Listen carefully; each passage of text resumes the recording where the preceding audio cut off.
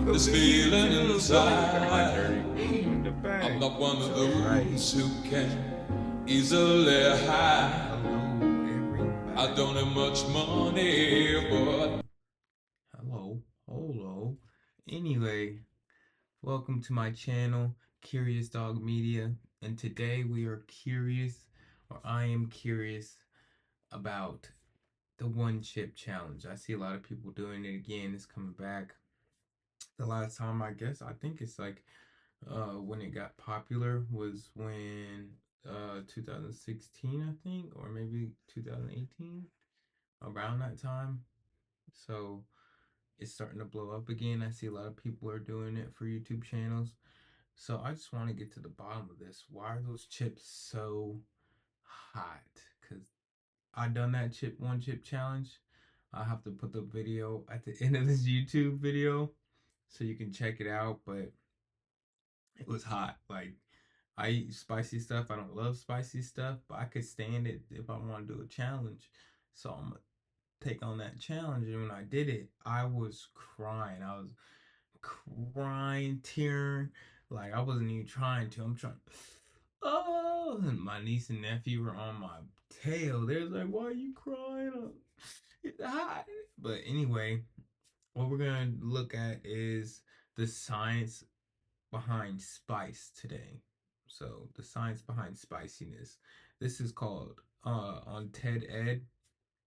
I like his videos, or her videos, just really educational videos about a lot of stuff. TED Ed, I'll put the link in my um, description. So let's get to it.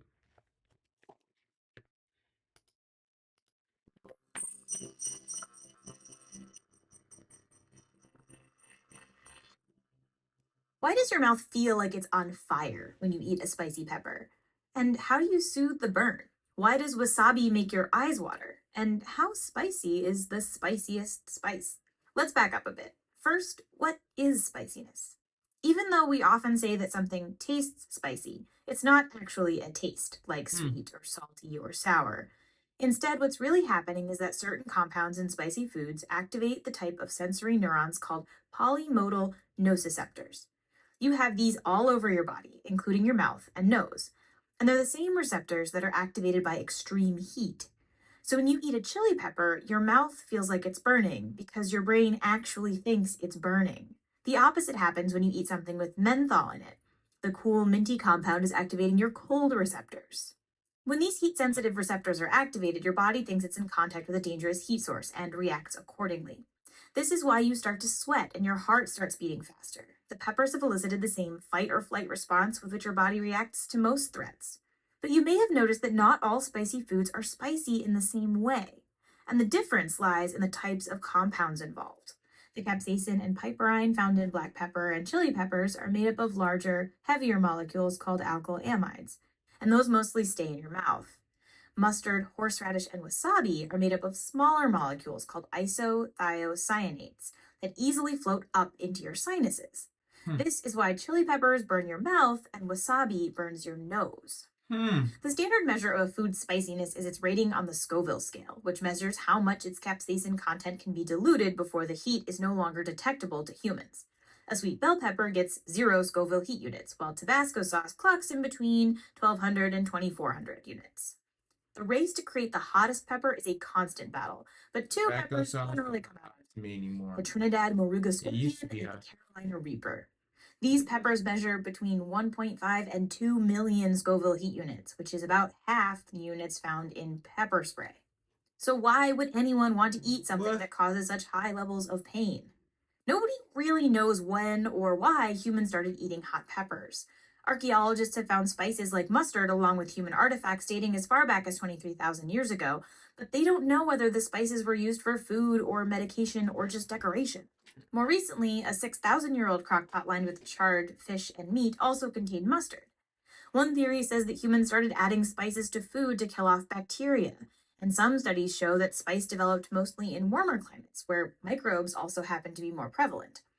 But why we continue to subject ourselves to spicy food today is still a bit of a mystery. For some people, eating spicy food is like riding roller coasters. They enjoy the ensuing thrill, even if the immediate sensation is unpleasant. Some studies have even shown that those who like to eat hot stuff are more likely to enjoy other adrenaline rich activities like gambling. The taste for spicy food may even be genetic.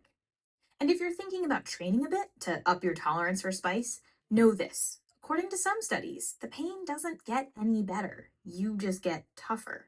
In fact, researchers have found that people who like to eat spicy foods don't rate the burn any less painful than those who don't. They just seem to like the pain more. So torment your heat receptors all you want, but remember, when it comes to spicy food, you're going to get burned.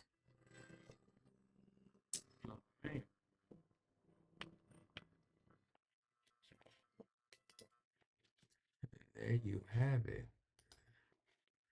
So now we learned the facts behind it. Let's watch some people do the one chip challenge.